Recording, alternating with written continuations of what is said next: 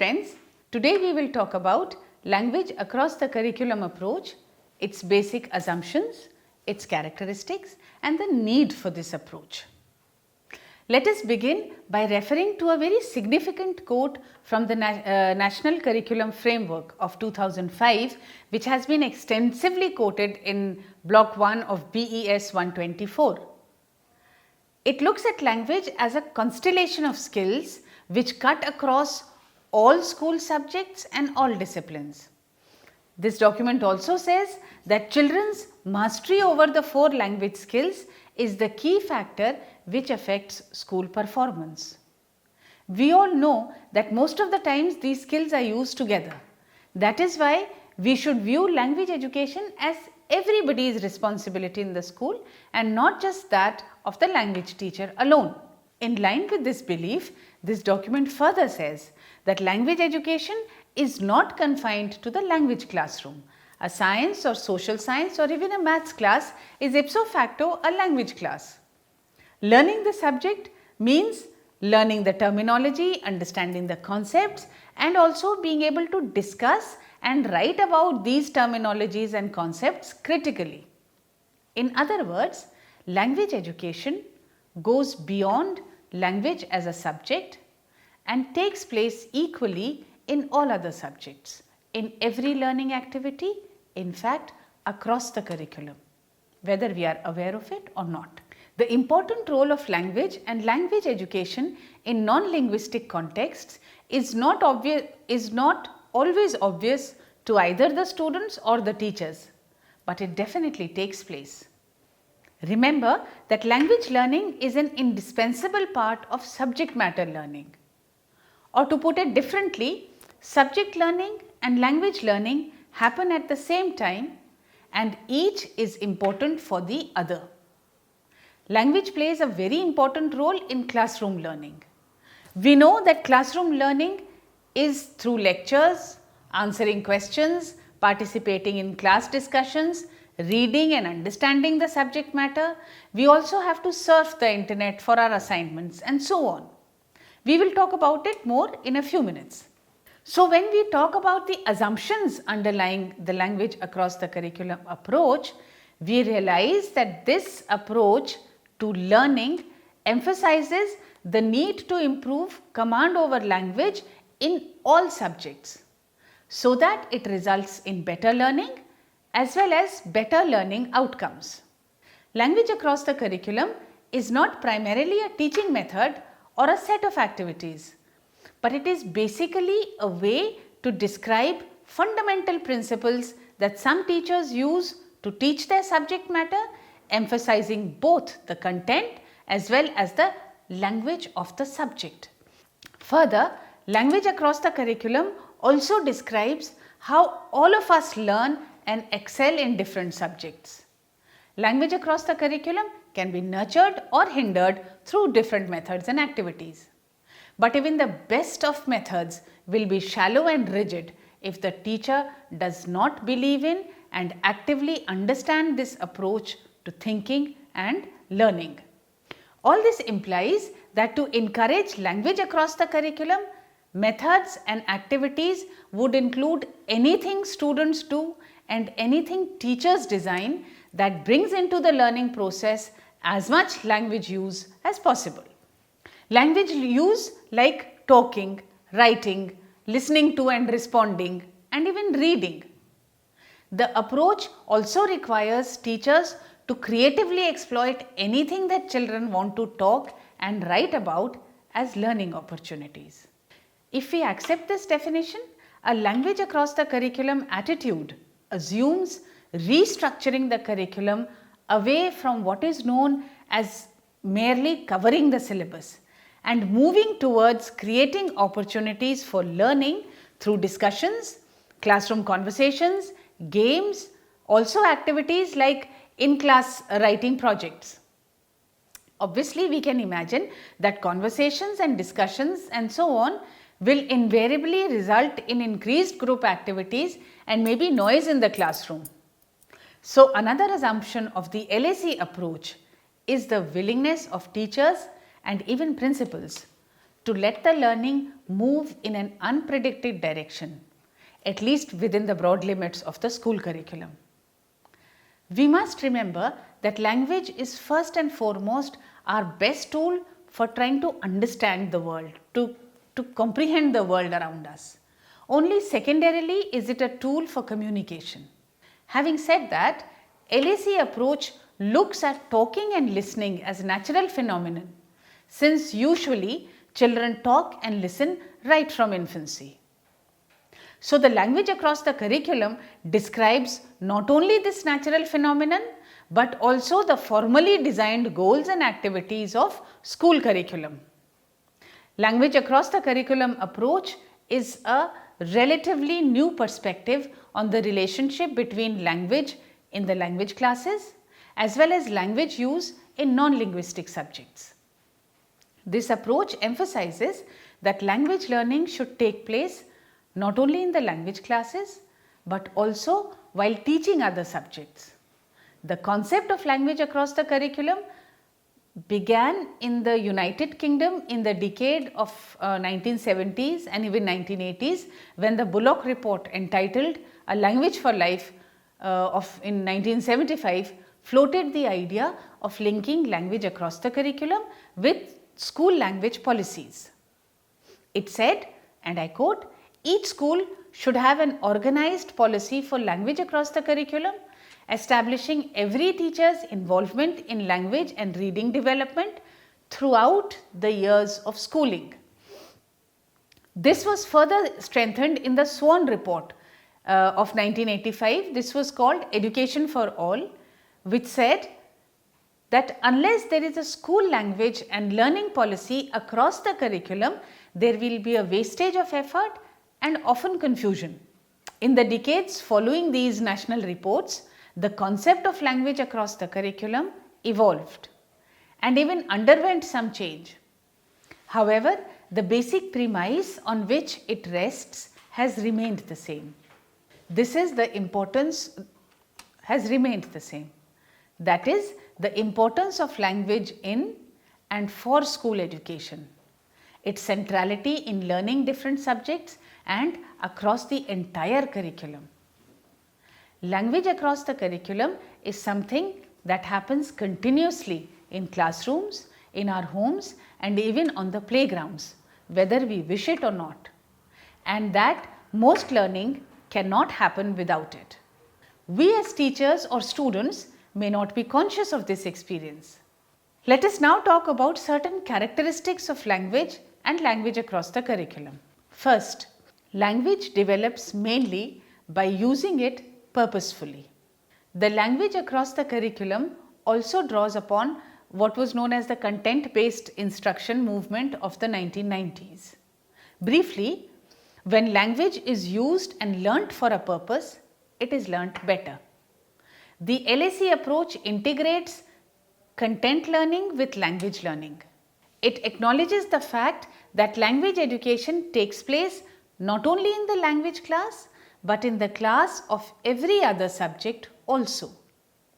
We need to understand that each subject has language similar to other subjects as well as its own language usage and style, what is known as jargon.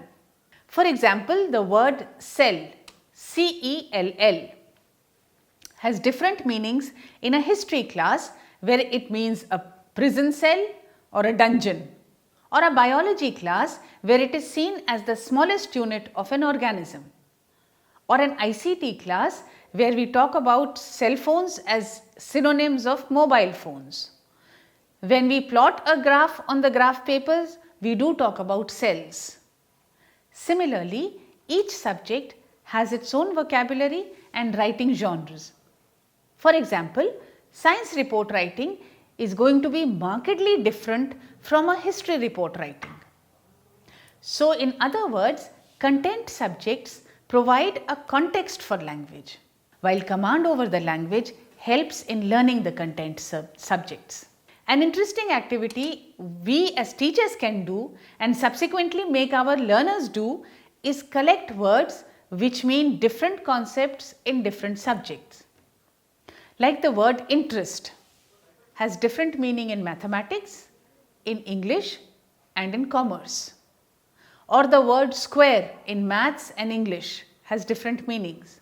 Or the word battery in physics means differently, and in psychology it means a battery. When we say a battery of tests, we mean a group of tests.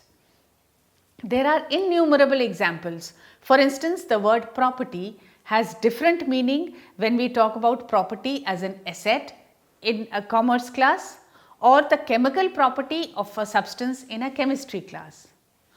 Or there are two words, place and value. They have certain meanings in English, but when these words are used together as place value in mathematics, it has different connotations, etc. Coming back to the characteristics of language, the next characteristic is that learning often takes place during talking, writing, or giving shape to things, or even through movement.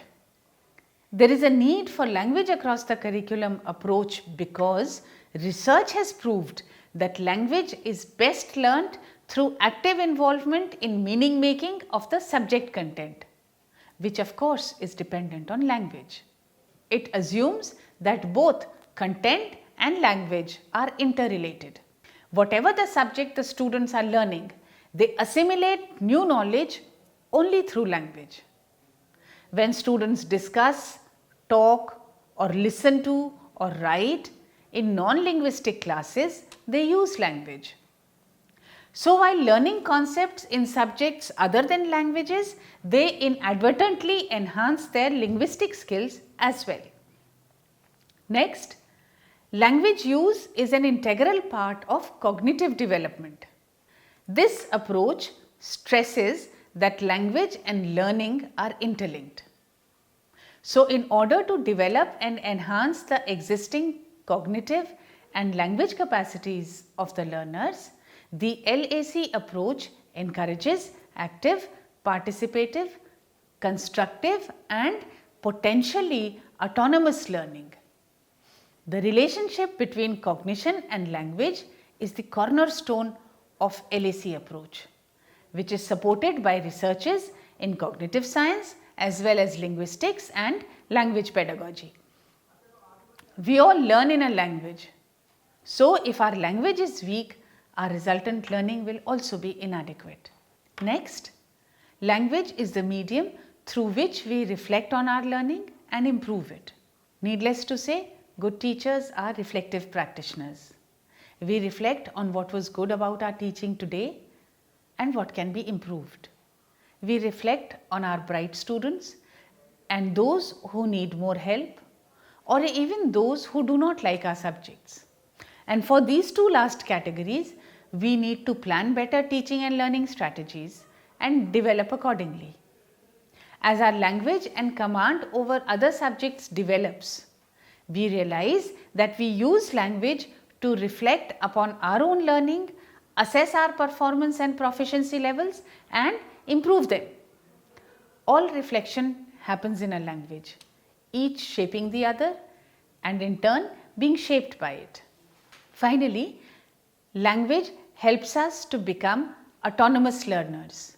This is the situation where we become independent learners responsible for our own learning trajectory.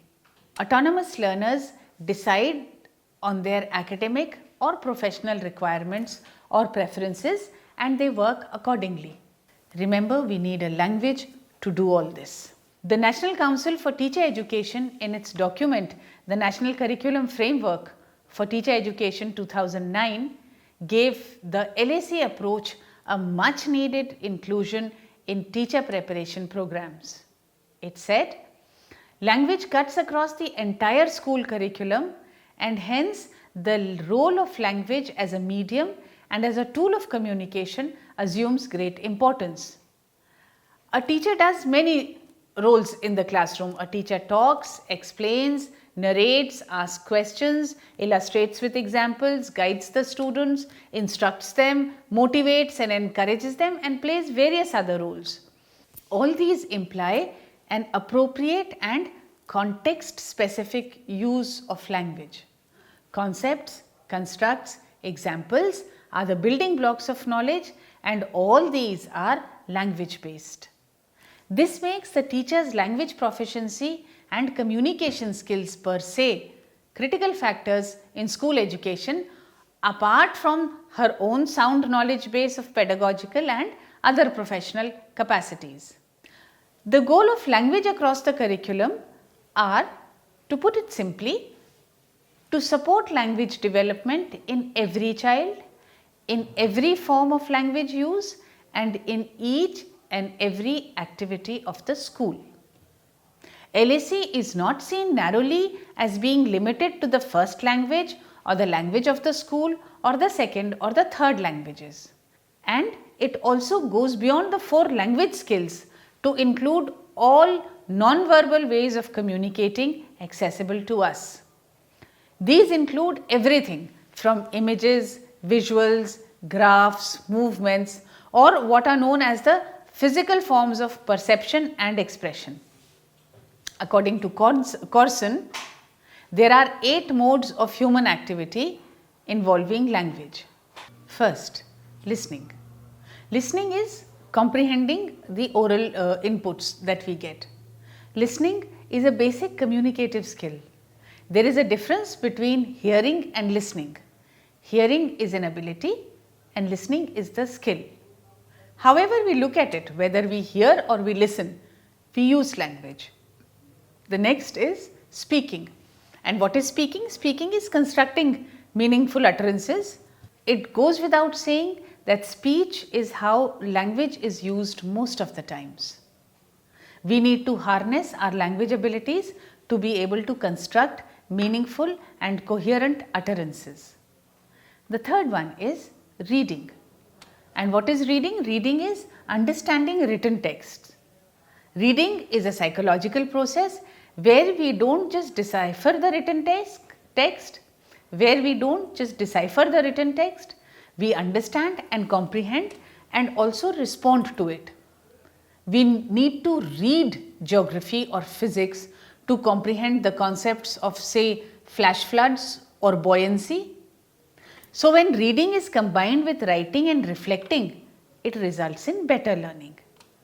Many times, the difficulty in solving word problems in mathematics has to do with inadequate reading comprehension. The fourth human activity is writing, where we produce written texts or a discourse. Language always helps to give shape to discourse and realize the functions of each discourse. We use language to support mental activities and develop precise thinking, which is useful for subject-based writing. The next human activity is viewing. Viewing is attending to expressions or visual sounds. For instance, when we study graphs or tables, we are comprehending the visual graphic mode of language to understand the text. Next, shaping.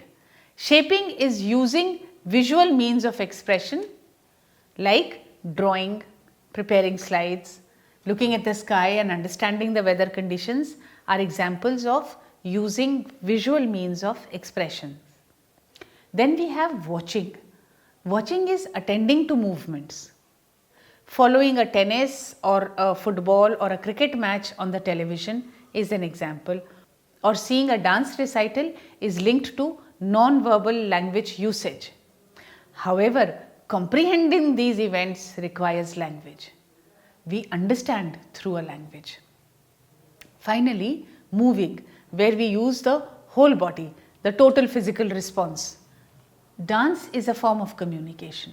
Being so, it is another aspect of language usage. One very important component of all these 8 activities is the use of cognition or thinking. Language use is a psychological activity and hence effective discharge of these actions involves thinking, understanding, comprehending, constructing and producing language. Language is linked to the thinking process and language is used to think. Language can be said to be a tool for thinking and giving form to content-based and procedure-related thoughts. Teachers must encourage their students to read extensively, write and also speak in all aspects of their subject areas. Language is naturally and obviously present in all areas of learning. It is for the teacher to use every possible opportunity the curriculum offers and further generate opportunities to develop language skills of their students in their subject. To sum up, we have tried to define language across the curriculum approach. In all school subjects, different skills, knowledge and values are gained or learnt through language. In all learning processes of all subjects, students speak, read and write, as also listen to the subject matter. Studying any subject introduces us to newer concepts and phenomenon and thus adds to our understanding and knowledge of that subject. For all this, it is important for learners to have command over the language specific to each subject as well as overall language competence. This is using language across the curriculum. We also talked about assumptions underlying this approach. Subject learning and language learning happen simultaneously and each is important for the other. Language across the curriculum approach to learning emphasizes the need to improve command over language in all subjects so that it results in better learning outcomes. The need for this approach is integral with the need to improve learner performance. Those of us whose command over language is good or even satisfactory do well academically. This is because research has proved beyond doubt the deep relationship between cognition and language. We also talked about the 8 modes of human activity which require language, and finally the importance of the teacher in developing and enhancing the linguistic capacities of the students in their specific subjects by adopting the language across the curriculum approach. Finally, I wish to pose certain questions for you to think over and answer for yourselves. First, can you think of 2 or 3 strategies to include LAC approach in your subject? And if you are a language teacher, is this approach relevant for you? How and why?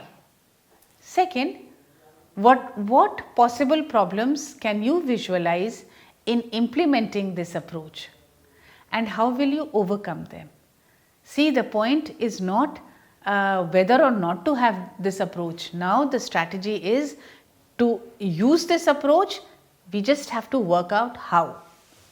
Third and finally, of the various characteristics of language across the curriculum discussed today, how many can you relate to your class and your students? Thank you so much.